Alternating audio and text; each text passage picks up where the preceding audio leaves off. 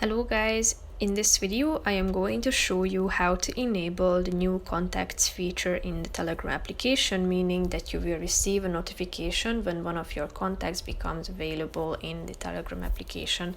But first I just want to mention, don't forget to subscribe to my channel, because at 100,000 subscribers I am going to show you my whole YouTube revenue statistics and growth strategy, how to make money online. Now let's jump into it. First of all, open the app on your phone, tap on the settings button down below in the right side corner of the screen, and then you should scroll down and click on the notifications and sounds button.